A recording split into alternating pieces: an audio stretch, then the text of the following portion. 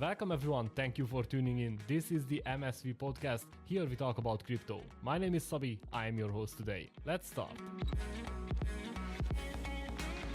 Hello everyone, thank you for tuning into another episode of the MSV podcast. In today's episode, we will talk about game guilds and the evolution of games on the blockchain. And in order to dissect this topic properly, I have a veteran here with me, Gabby from Yield Guild Games. Hi Gabby, thank you very much for joining me. How are you?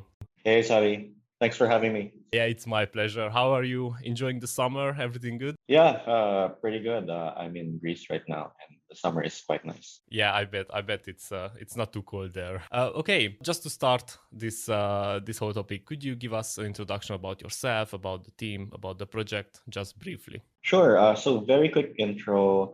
I come from a game development background, so I started making games 19 years ago, and 2014 I started a mobile game company that making casual games for iOS and Android phones. I discovered Ethereum in 2017 when I heard about the concept of smart contracts. In free-to-play games, we always put virtual economies inside our video games, and the thought of programming real value, real money inside games sounded very compelling. And during that time of experimentation with smart contracts, CryptoKitties came out in late 2017 and popularized the non-fungible token. And that was where I really thought that NFTs could have a real future in games. So I've been very active in the NFT gaming blockchain scene since I would say early 2018. 2020, I've been playing a lot of different blockchain games, including Axie Infinity. When during the pandemic lockdown, a lot of people from my home country in the Philippines started playing Axie Infinity using its play to earn system as a way to make money during the lockdown. These are people who were laid off and didn't have any means of income then, and that really started driving the first growth phase of Axie Infinity. You had to buy 3 Axie NFTs to get started and play and earning. And a lot of people came into the game and wanted to play but couldn't afford the NFTs. So we started lending out our Axies personally for these people and just doing a revenue share of the SLP tokens that were generated from gameplay. And this is where the genesis of Yield Guild came from. We thought that if we could scale this, first of all, via capital, raising some money to buy more NFTs to so that we could lend them out to people. Second, via automation, we create an automated system to manage the NFT assets on chain. And then third, via communities, we would work with independent community managers that would recruit and train people from their own areas. And yeah, that is how we started Yield Guild. Okay, so at the start, you both, I mean, the project had NFTs and you lended it out. I think I read somewhere that it started with you personally lending out a couple NFTs to Yeah, people. that's true. It's Yeah. very interesting that you said that you have 19 years experience in gaming industry. I mean that takes us back to the almost very beginning, let's say, in traditional gaming. So I'm gonna come back to that. Yeah. How this whole movement started. So this is with the pandemic. This was an opportunity, let's say, by giving the chance to people to play and earn some money. Yeah, it was a time of great uncertainty. If you go back to like the early to mid 2020, when people didn't know what was going to happen with the virus, and a lot of people had gotten laid off and didn't have any job prospects. And the people who started coming to the Axie community were not your typical blockchain early adopter. These were basically like ordinary people who were looking for a way to make money, but they were also gamers. Gamers that were young, that were old, male, female, coming from Philippines, but also other areas in the world. And these were people who wanted to play and basically earn SLP tokens so that they could like earn some income while stuck at home. And yeah, this really drew the early growth of Axie Infinity in mid 2020.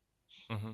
And I think I learned or I read that they could make like the multiple of the base salary there in the Philippines. We were already also in the bull run, right? I mean, prices were also high. Yeah. At that, this is the start of the bull run, and yeah, there were times when people were making multiple of what they were making from their jobs before they were laid off during COVID. Okay, so could you walk us through how this works? I mean, what I need to do if I want to play, but I don't have, I don't know, capital to invest and buy NFT, and how it goes if I have NFTs or I'm a project with many NFTs and I want to do this scholarship. You know, I want to lend it out to people who are gamers. Right. So if the game has a lending system, because the NFTs are on chain, so what Axie did, for example, was that the NFTs themselves were still owned by the lenders. It was still in their wallet, but you can give usage or permission rights to use the application to someone else. So someone else can log into the game, play Axie, earn SLP tokens, and without danger of them running away with the assets, because the private key still belonged to the lender, right? And this allowed for a permissionless lending borrowing system that really scaled, because you could now lend thousands, for example, of Axie accounts without worrying about the security of the assets themselves. Was this difficult to start up? I guess that you at the beginning there were not thousands or hundreds. You had to do many trials and maybe tests with this lending protocol and how this would work between scholars and gamers. It actually started pretty organically in the community. People started doing it from personal assets, and a lot of people showed up wanting to play Axie, but not having the assets. And that was how we knew that it already had product market fit. So even when we started YGG, we already knew there was a demand for it. And this was at the beginning only with Axie Infinity, right? Yeah, at the start with Axie Infinity, we've expanded a lot since then, and invested in assets of over 40 different games. So now, yeah, we're in a lot of different games. So now everyone can you? I mean, these 40 different games can all lend out NFTs to people who want to play. Yeah, some of them have a lending model, like Cyball, for example, and Fancy Birds. Some of them are a bit different. So, for example, League of Kingdoms, you can buy some land, and then we basically put the land in a multisig and then give governance rights to our player base using a governance token as well. And then they get to vote on like what they want to do on top of that land, how they want to play. So there's different models that we've evolved to as well. Just in a summary, what would be the highlights of the last 1 or 2 years since you started? How it evolves? And we will go into the gaming as well in just a second. But I'm very interested of the pace of the, let's say, progress what we can see, because I think it's very fast. Well, we really scaled the community in the scholarship program. We got to up to about 30,000 scholars from around the world. And then we set up sub-DAO communities. This means that we set up different geographical communities around the world, in Southeast Asia, in India, in LATAM, in Brazil, in Japan. And then we're opening more areas as well, where there are localized versions of YGG that will exist to serve its community. Mm-hmm. Okay, that's very nice. Can we talk a bit about games? Sure. Because you are very much involved into games. So everyone is, I think, X Infinity, for example, was a big milestone for gaming on the blockchain, and now more and more advanced games are coming out, or at least we can see some trailers about them.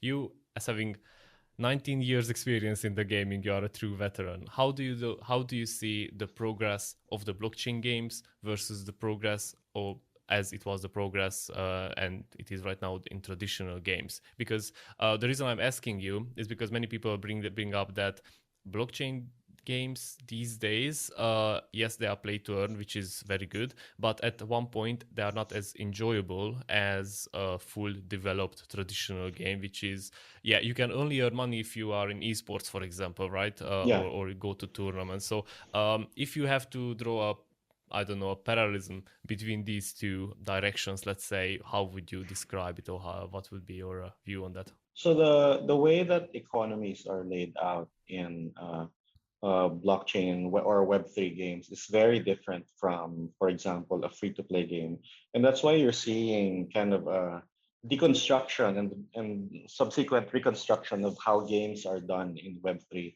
It's not enough that the game needs to be quote unquote fun and then have a good core loop. It also ties in exactly on how the economy is done. And I think we're still very much in exploration and experimentation phase of how those economies would look like. The first kind of economy that really took off was the Axie two token model with SLP and AXS, but it's shown its weaknesses as well. The reward token is prone to like massive inflation because if the player numbers increase, then a lot of the reward token gets minted, which then kind of subsequently follows a drop in the price, which is undesirable for the player base. So now the next batches of games that are coming out are tweaking this model and see how to come up with a more sustainable economy model. And at the same time, while you're doing this, people are building different kinds of genres that can accommodate these economic loop. So you're seeing, for example, shooters, you're seeing RPGs, 4X strategy games. And it's not enough that a game just look like a Web 2 game and feel like it, because a Web 2 game, as it is, it's not going to have the magic of what we have in Web 3, which is the ownership in the Yeah. economy, right? Like there's a real virtual economy that people are spending on, and people actually doing actions or almost have jobs in, whether they're a trader or a warrior or a farmer. Like that's really the magic of Web3 games, having people do tasks inside the game and earn ownership of the economy inside of it. So now there's a lot of very experienced gaming veterans that have quit their Web2 gaming studios and started their new Web3 gaming companies. We've invested in a bunch of them. And I think the quality of games we'll be seeing in the next maybe 1 to 2 years is really vastly going to be superior than what we've seen in the last two. Even Axie itself has a new version of the game, Origin, which they've been building in public since last year, and it's gotten to a point where it's a lot more competitive now than it was just 2 months ago. So I see a lot of development happening quickly in the blockchain gaming space. And yeah, I'm just really excited for what the next few years bring. So you think, so what I understood from here is that the, let's say, the learning curve, the development phase, the development time is we can see it's shorter than what we saw in traditional games. And by traditional games, I say let's go back to the 90s, right? I mean that's where it all started. I remember playing Wolfenstein, the one with the pixelated one, and Yeah, I played Wolfenstein too. yeah, and after that, I think they released the third one, which was a whole other level. It was Yeah. like almost like Call of Duty. So you think that this, let's say, development time in blockchain games will be much shorter than in traditional? I mean, they also have a lot of pedigree, right? Not necessarily. I don't think that dev times will be shorter. The big difference is that the community is such a big aspect of Web3 and blockchain games. So the developers are exposing their games to their community a lot earlier. You see a lot of console games, for example, that have maybe 2 to 3 year development timeline. You see my MMOs that take 4 or 5 years to make, and you flip that around in blockchain games, and maybe you start with an NFT drop, maybe you start with a demo. You start with something that your community can own and get excited about. And so you're building with your community very early, from early days, and helping them understand what the game is about, letting them kind of shape it in a way of where the game is going. So if you look at the total dev time, it will probably take just as long, but the community has been involved Mhm. much early on in Web3. And you think that this also helps the developers, right? I mean, the community can also come Yeah, up with some ideas. Yeah, I do think that it's a big plus. it is. Okay, what do you think about the game guilds, about their development in the future? I'm talking in 5 years. How do you think the gaming guilds will develop? Yeah. So Gaming Guild at the very basic is a community that gathers together to play a game. So we've had gaming guilds for a long time, starting from games like RuneScape or World of Warcraft, and plenty of other games. And for Web3, a gaming guild also helps by pooling together assets, NFT assets, to help players play these games, and then basically share in the corresponding rewards. So there's going to be a big evolution of the guilds as the games themselves evolve too. A lot of these guilds started around Axie Infinity to help people earn SLP tokens. I think that's going to evolve as games will do less and less of paying people for grinding. And I think guilds will really help people cooperate and go towards long term goals within a game, whether it's to own a certain part of the economy or maybe bring down one of the big bosses and share in the raid loot. A lot of the guilds are turning towards content creation and esports, which YGG is doing as well, helping the games become more popular with their community. So I think there will be a lot of different evolutions of guilds, and I think guilds will specialize. Like no two guilds will be the same. Some will be better at esports. Some of them are just communities or maybe just small groups of people and their friends, and some of them will really invest in these game assets and try to maximize their ownership. So there's many going to be many different goals for guilds depending on what gamers are interested in. Very interesting. Thank you very much. About the communities, just quick, because I know that there are certain games, for example, World of Warcraft, which has a huge community, and we can say that those gamers are professional gamers, right? There is always this talk that okay, play to earn games as they are evolving, probably they will just draw in all these professional gamers, and I just wanted to ask, how do you see the communities? Do you see, let's say, drifting in from other communities into play to earn, maybe to from games which are more traditional, or you think that there is still needs some development in the blockchain gaming in order to bring in these bigger gamers, let's say, or more professional communities? We've already started seeing some of this. One of the top WoW guilds has already entered Axie Infinity. Some of the top Hearthstone esports players have also switched to the Axie competitive community. I think it will happen slowly because, of course, you have to be interested in the game that you're playing to be really good at it and play it at a very high level. But I have no doubt it'll happen because I don't think there's really a distinction with like with a Web2 gamer or a Web3 gamer. This is like an artificial distinction right now because the games are very different, right? Because like the current Web3 games are really more focused on economy because that is where the innovation is coming from. But I think over time these will just be games, and then people will move over and play what they like, and most of these games will have an underlying economy to them that will be blockchain based. Yeah, but the economy also needs to develop. Let's say, I mean, it's a work in progress. I guess what we saw with the burning Very mechanism, with much, the yeah. minting mechanism, and yes, I think at certain points, people are also, let's say, they know that okay, if you get in early, you can make the bigger bucks, the bigger amount of money. But due to the economy in development, if you join later, you will probably not make as much money. And this is not only on the gaming. I mean, if we check any genre, let's say, to earn, that is more or less applicable. How do you see this economy progressing? Let's say, can we see a change or development in the next couple of years where this phenomenon, let's say, is mitigated?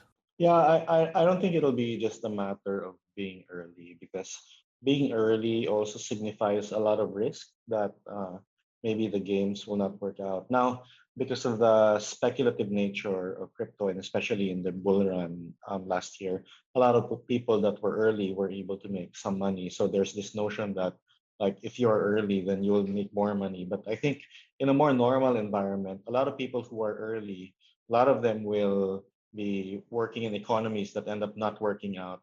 And some of them that are early in the economies that are good, they maybe make more money. But I don't think it's just about being early. It's about selecting the right game and doing the right things inside the game to get good at it and eventually earn some value from that. Yeah, you are right, because I forgot to mention that the being early is also coming with a huge risk, because even That's if right. it's gaming or investing, being early and investing in something which is not, let's say, very popular at that moment, you're also taking a huge risk. Yeah, and people forget that because of bull markets, right? But when our early seed investors put money in YDG, there was no pattern. We didn't have a gaming guild that raised money before that. So a lot of investors didn't understand our model and passed because they saw it as too risky. and the people who did invest at the proven unproven and risky model at that time, they were the ones that were able to get the reward. So yeah, being early definitely comes with risk, and that's what makes for a good investor. Yes, but I think this can also project it back to Bitcoin if we want to go back in the future. I mean, people who bought Bitcoin at $1, they just couldn't know that I don't know, next year it wouldn't be banned by every That's right. country. So it is what it is. If somebody wants the big gains, also big risks are coming. It's just I just can't imagine an opportunity which has big gains with no risk. Nothing comes to my mind. Yeah, that's true. And you also need the conviction to hold and work through it. If you bought your Bitcoin at $1 and sold it at $10, then you would have made a lot of money, but not as a lot of money if you had held to 20,000. But you also need to have that conviction. And I think it's the same with game economies. Yeah, yeah, I agree. I agree. One of my last questions. Let's say, how far are we from the Web3 gaming adoptions? And by gaming adoptions, I don't mean that only blockchain games. It's, let's say, when we are at the same level with communities on blockchain games as with traditional ones. I think we're maybe around 5 years away. There's a couple of things that have to happen. I think one is that the ease of use of interacting with wallets has to be there. Like there's still a very low penetration of people that own crypto wallets, and of course this will change over time. Um, and the second is that you want to have player experiences that are very seamless. And yeah, I think honestly, I think this is coming probably faster than we think. I think it'll happen within the next 5 years. And yeah, hopefully it's one of the games that we've invested assets in. Yeah, always, always. Um, I have one more question. I think we saw some problems or some blockers, let's say, as the crypto wallets, for example, because many people who maybe want to play, I mean, for example, mobile games, they also need to create wallets, and that seems to be like a pain, and many people say that, okay, I won't play this game because I need to create a wallet. I don't know anything about crypto, and it's risky because that's what I saw on Facebook, so on, so on. Do you see progress in this matter? Do you see, I don't know, solutions to these Yeah, problems? yeah, different games are creating their own solutions. Axie, for example, had its Ronin wallet. Some of the games are doing custodial solutions first until it's time to cash out some value. And yeah, there's a number of experiments being made here. And I think games are really trying out different kinds of solutions to see which ones will be most beneficial for players. Okay. Last question. I learned that it's not easy to publish games, for example, on Apple Play or Google Play, and it's a lot of, let's say, blockers from these companies because they want to protect their buyers, and crypto is still volatile. Do you see any progress, or do you work with any of the projects who have these kind of problems, or work on these kind of solutions in order to get more people onboarded, let's say, to reach more people who play on their mobile games? Yeah, so there are games that are putting basically free to play versions without the crypto elements on these app stores so that they can reach wider distribution. I think in the long term, though, there will be crypto native distribution platforms that will emerge and will allow crypto transactions in games. I don't think it will be the existing distribution methods, namely Google Play and Apple, because they're making so much money with their in-app purchase transactions that they cannot really support crypto without crippling their own business, which is making them like tens of billions of dollars a year. So I think it will be a true crypto native platform that will eventually emerge. Which is reachable from phones as it is reachable Yeah, from from Google. phone, from PCs. That's right. I have now. You just said that there will be a separate crypto platform. I think this pressure should come from the users, right? If they see that okay, many people choose, I don't know, a crypto game instead of their own games, I think that will motivate them to let's say build in their system also the crypto game. So it's always tricky to see these. They stick to the money cows, let's say, what is working right now, and when the pressure Yeah, comes, yeah. they try to adapt. Or do you see it in a different way? Yeah, I think eventually there will be a community-owned platform that will really do game discovery. The most important thing about Web3 is always start with the community, and I think applications will be built on top of existing communities that will help them discover what games they would want to play. Mhm. Okay. Any big announcement coming up from your project, which the community should keep an eye out for? Well, we just announced YGG Japan, Mhm. which is our community of blockchain gamers from Japan, of course. But second is that it will also be helping to bring Japanese IP, whether from games or from anime or manga, into the blockchain gaming world. So this is still pretty new, but yeah, we're looking forward to working with YG Japan and see what kind of IP we can Mhm. bring over to blockchain gaming and NFTs.